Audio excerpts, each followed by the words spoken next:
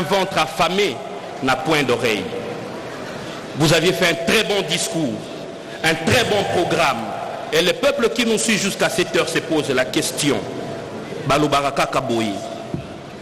Mais j'aimerais rester très confiant en regardant la maman et à dire, comme tout Congolais qui se respecte, Maman Aye, Nzala Esili.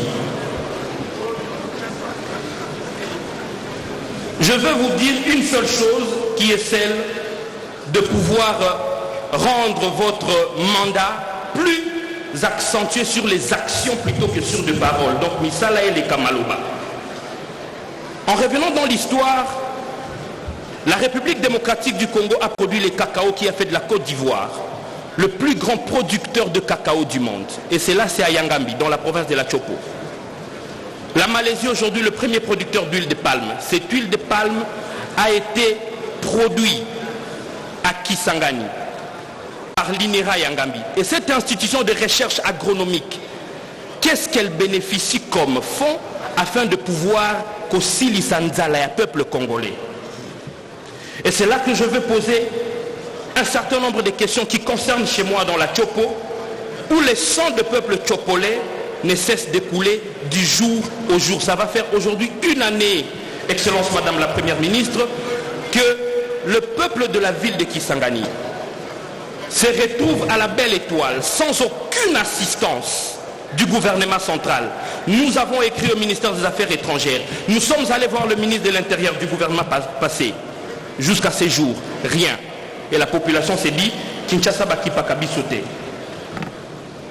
Après avoir lu le programme, j'ai eu un certain nombre de questions que je vais poser. La province de la Chopo devra-t-elle s'attendre à combien d'emplois sur le plus ou moins 5 millions d'emplois que vous allez créer dans les 5 ans? Ma deuxième question est celle, à quand la libération en faveur de provinces de leur rétrocession? À quand la retenue à la source de 40% des recettes dues à l'État au profit des provinces et l'activation de la caisse de péréquation qui peuvent permettre aux provinces de pouvoir décoller? Enfin, les entreprises publiques peuvent-elles au moins commencer à fonctionner normalement? Exemple, la régie des eaux. Chez moi, à Kisangani, l'eau que la régie des eaux produit, Excellence Madame la Première Ministre, vous ne pouvez pas boire. Il n'y a pas de différence Namaya et Bali. Et deuxième exemple, Congo Airways. C'est seulement dans le mandat du président de la République où nous avons payé les billets. Kisangani, Kinshasa, à moins de $100. Mais aujourd'hui, qu'est-ce que nous n'avons pas assisté? L'année passée, nous avons alerté. Le gouvernement que vous êtes en train de succéder avait même un projet, nous avons dit. Ce projet de la création de Air Congo. Congo Airways est là le coup la monnaie est malade. Tous ceux qui prendre en charge était. Tolingi to créer Air Congo. Si ceux qui Air Congo ana mwana wana botami abimi kisimbi. Qu'est-ce que nous allons dire? Et enfin, la SNEL. Excellence Madame la Première Ministre, la Chopo vit dans le noir depuis présentement 3 ans. Je ne veux pas jeter en pâture ou je ne veux pas dire que tout ce que vos prédécesseurs ont fait est Zalaki Yamabé. Il y a eu de très bonnes choses qui ont été faites. Par exemple, l'implémentation du système LMD. Cet arrimage a permis, Excellence Madame la Première Ministre, que nous puissions vibrer sur une même longueur d'onde avec d'autres pays anglophones. Aujourd'hui, j'ai fait mon premier master à l'université de Kinshasa et je suis allé faire mon deuxième master à l'université libre de Bruxelles, ce qui n'était pas le cas hier. Je vous remercie, honorable président. Merci. Je vais demander aux honorables députés quand même de faire un effort de suivre quand les gens interviennent.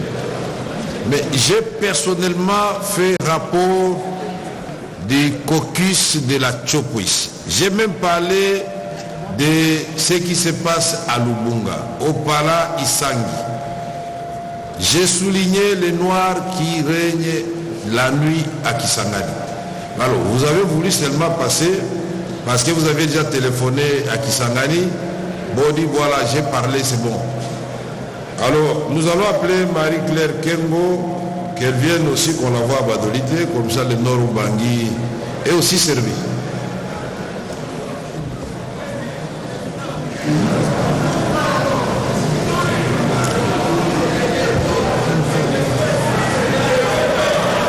vous allez parler. Est-ce qu'elle savait qu'elle allait parler? Continuez seulement à crier, vous n'allez pas parler. Mais nous sommes en train d'atterrir. Hein. Madame, vous avez 2 minutes.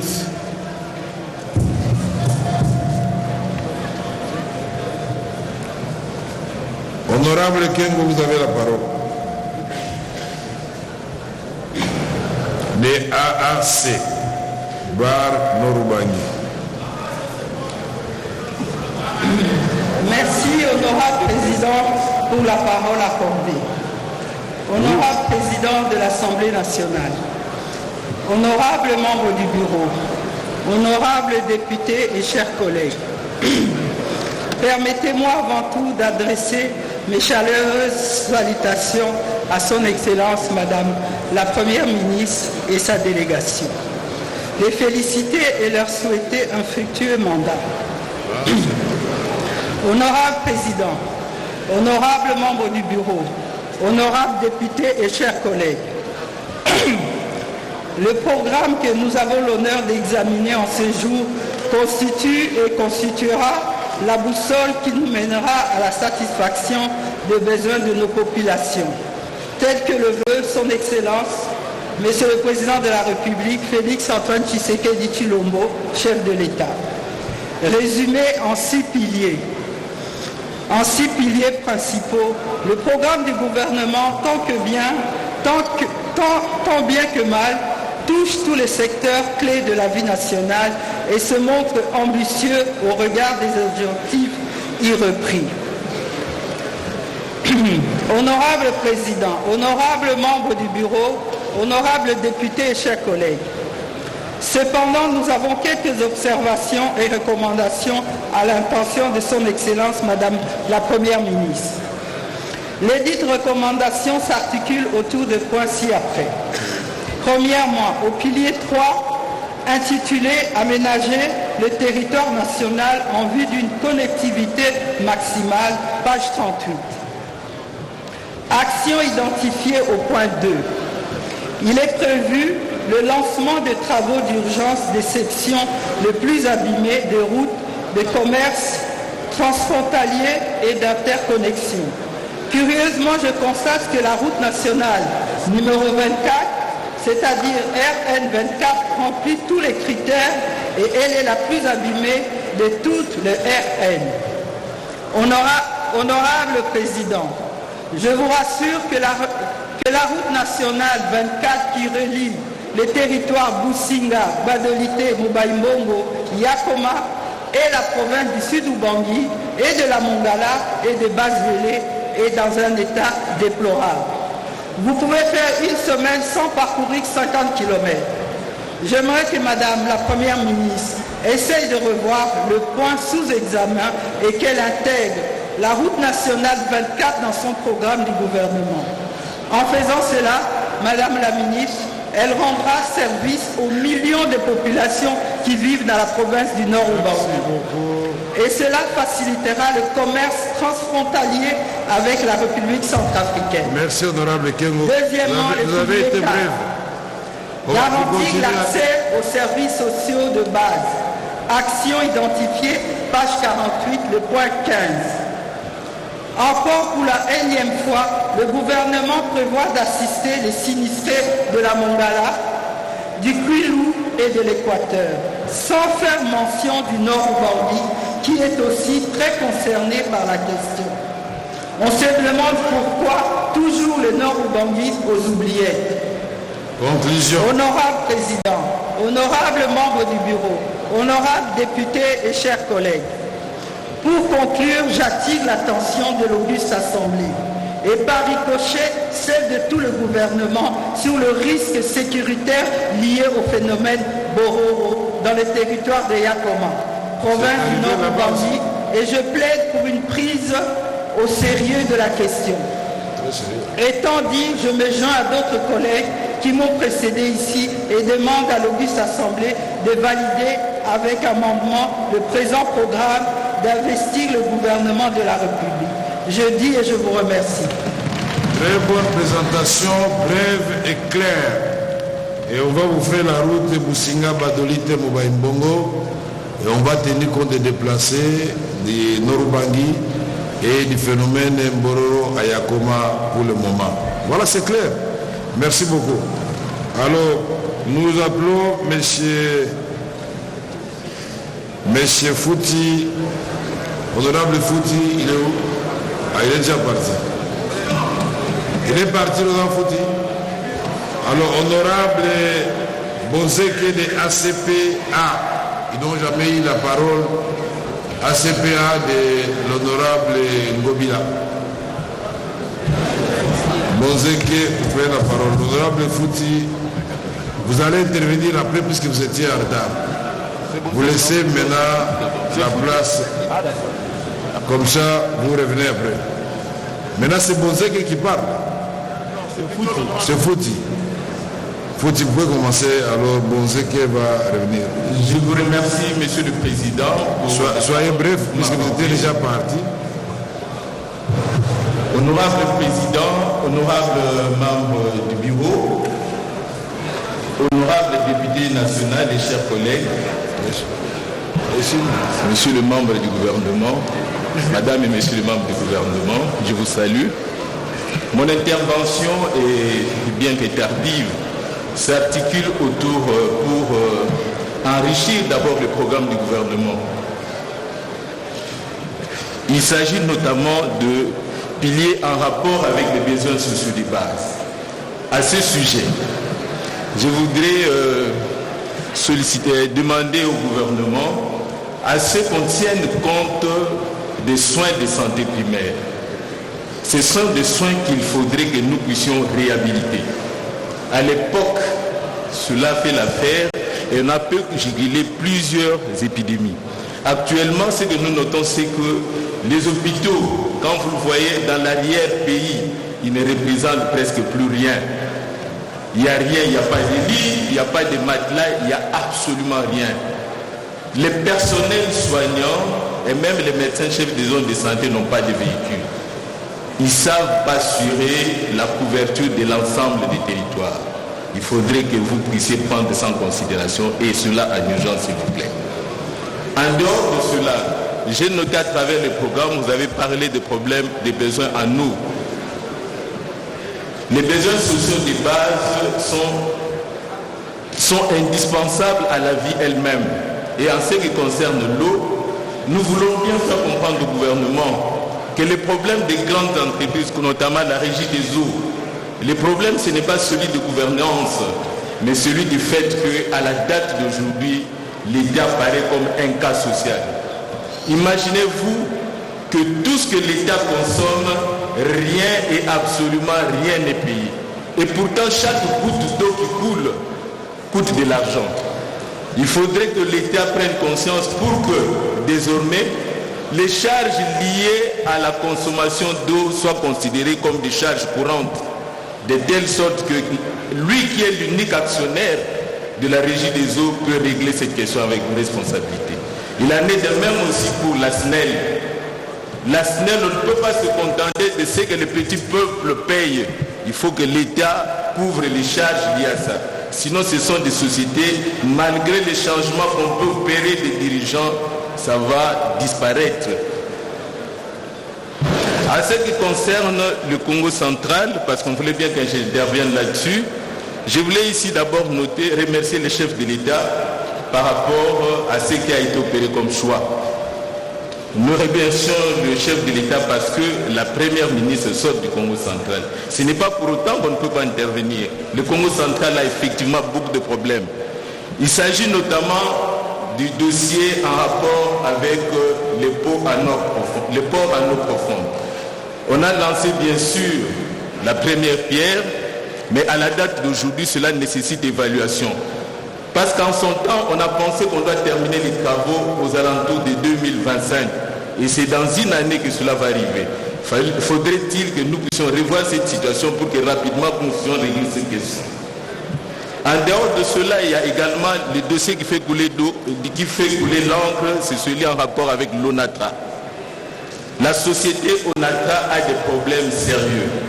Aujourd'hui, avec l'utilisation de l'unique voie qui est la RN1, Ça fait l'affaire aujourd'hui des Indo-Pakistanais. Parce que ce sont eux qui supportent les transports. Chaque conteneur qui arrive à Kinshasa, ici, vous payez à peu près $2000. Et cela rend la vie chère à Kinshasa. Si seulement si nous pouvons réhabiliter et de manière urgente le chemin de fer, je crois que le problème ne se poserait pas. Le Congo central, c'est un grenier agricole. La plupart des routes de dessert agricole n'existent plus. Nous avons 3 routes à intérêt national.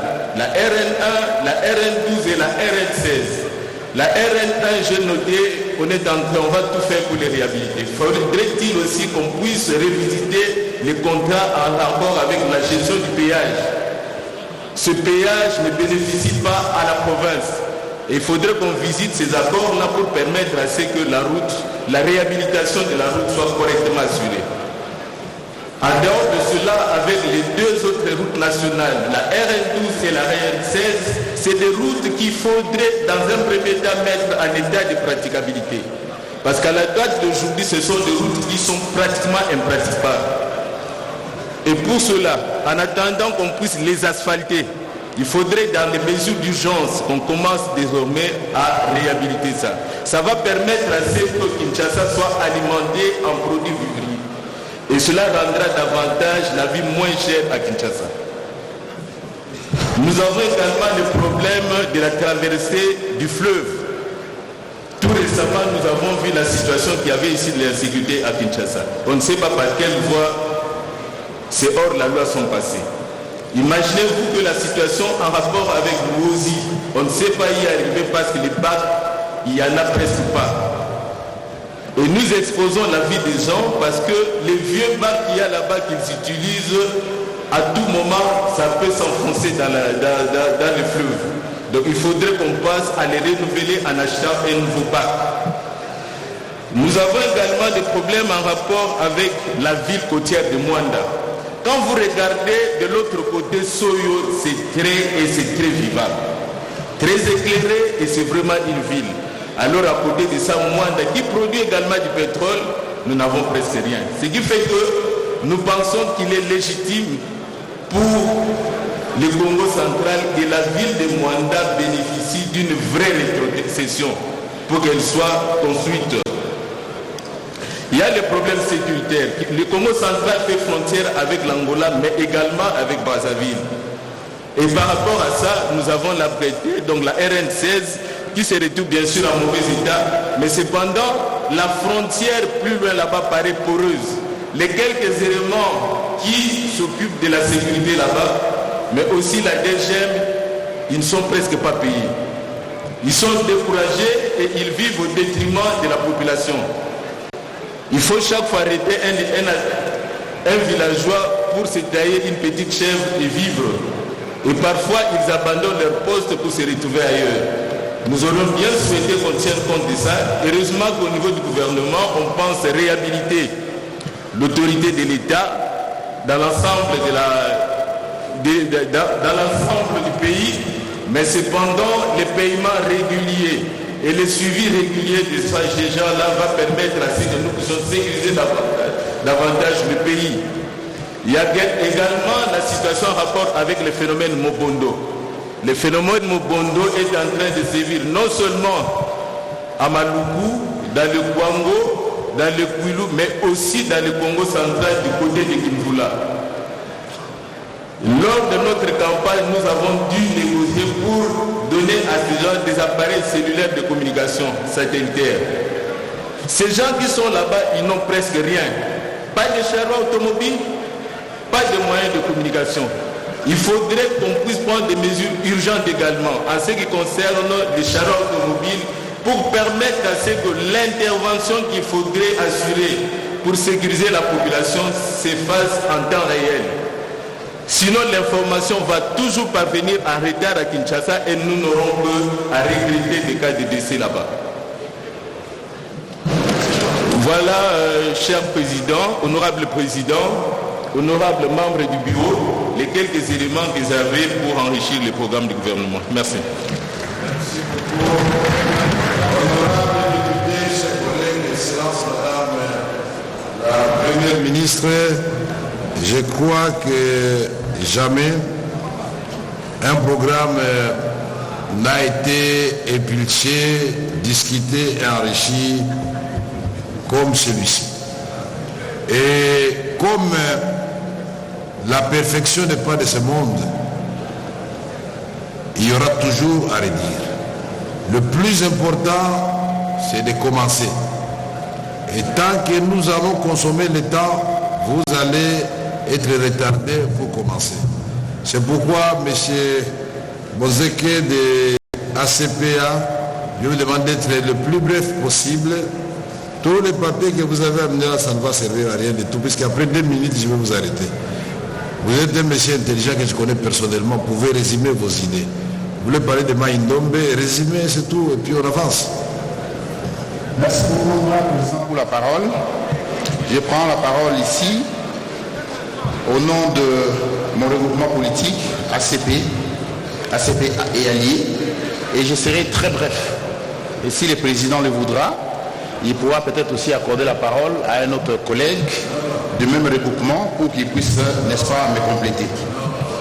Si tel n'est pas le cas, j'ai lu avec une attention soutenue le programme du gouvernement et j'en profite du haut de cette tribune pour féliciter Madame la Première ministre et féliciter tous les membres du gouvernement pour leur nomination. Cependant, les programmes du gouvernement tels que formulés, à mon avis, c'est une somme d'ambition, c'est une volonté d'opérationnaliser les six promesses électorales du chef de l'État. Les fonds du travail, la forme du travail ne suscite pas de soucis majeurs. Les fonds méritent quand même d'être enrichis. Et moi, je voulais enrichir en 3 petits points. Ce sont juste des contributions, des omissions qu'il va falloir rappeler à l'intention de Madame la Première ministre. À la page 18, l'objectif c'est de rendre les piliers 1 bien sûr, rendre la gestion des finances publiques transparente, efficiente et redevable. Au point 4, point H, il est dit plutôt que le gouvernement voudrait exécuter régulièrement les budgets des structures de l'État en province, en particulier pour les comptes des administrateurs des territoires et des chefs de secteur. À mon sens, les structures de l'État en province ne se limitent pas seulement aux administrateurs des territoires et des chefs de secteur. Il y a aussi des villes, il y a aussi des maires, il y a aussi des bourgmestres, des communes. Et cette omission ici n'est pas, c'est une omission dans ce programme, mais c'est aussi une omission qui vient du gouvernement précédent, du programme précédent, qui a précédé bien sûr Madame la Première ministre. Et c'est pourquoi la conséquence de cette omission, c'est que tous les administrateurs des territoires et tous les bourgmestres n'ont jamais été payés jusqu'à ce jour. Il y a dans ce gouvernement, dans le gouvernement de Madame la Première ministre, Madame par exemple Noëlla qui est bourgmestre, qui vient d'être bourgmestre. Il y a dans la salle ici des bourgmestres qui sont élus et qui savent de quoi je parle. Ils sont des agents, des représentants de l'État, les représentants du président de la République. À ce niveau, il est tout à fait normal que quand on voudrait promouvoir l'emploi et conserver les pouvoirs d'achat, que nous puissions aussi penser à cette catégorie des agents de l'État, comme nous pensons aux militaires, comme nous pensons aux enseignants. Au pilier 2, je suis très content de voir à l'objectif 2.1.3 que le gouvernement ambitionne de mettre en place une gouvernance intégrée du système de défense et de la sécurité en vue de prévenir et de répondre efficacement à toutes les menaces contre les territoires et la population. C'est ici. Si c'est bon, vous passez. Il vous reste 1 minute. Hein? C'est ici, Madame le Président, où je suis en train de situer la prévention et la lutte contre le terrorisme dans notre pays. Madame la Première ministre, Pour ceux qui ont été au CHES, au Collège des hautes études de stratégie, là on enseigne l'anticipation et l'éveil. Et moi j'ai fait un travail là-dessus, sur le terrorisme dans la ville de Kinshasa. Et j'étends la réflexion en disant que la République démocratique du Congo n'est pas à l'abri du terrorisme. Et c'est pourquoi il nous faut un plan stratégique de prévention et de lutte contre le terrorisme dans notre pays. Il y a lieu d'y penser. Quant au pilier 3, là aussi c'est une omission, à ce que la route nationale numéro 17 a été oubliée. Et cette route relie la province de Kinshasa, la province du Kwilu, la province du Maïndombe et va jusqu'à Mbandaka, la province de l'Équateur. Parce qu'elle part de Mongata, passant par Machambio, Bandoulouville, Bendela, Nyoki, Mbali, jusqu'à Inongo, Inongo, jusqu'à Isongo, Isongo, jusqu'à Mbandaka. C'est une route capable de lier la province de Kinshasa à l'Équateur. Il y a lieu de pouvoir y penser. Et au pilier, amélioration de l'accès aux services de transport et voies de communication. Vous commencez à perdre la voix. Non, bon, ok, un peu enrhumé, mais ça va quand même. Il y a soutenir la campagne de balisage d'urgence du fleuve Congo et des rivières du Kasaï, Kwilu et Sankourou jusqu'au port de Ndomba. Il y a aussi Mfimi qui est une rivière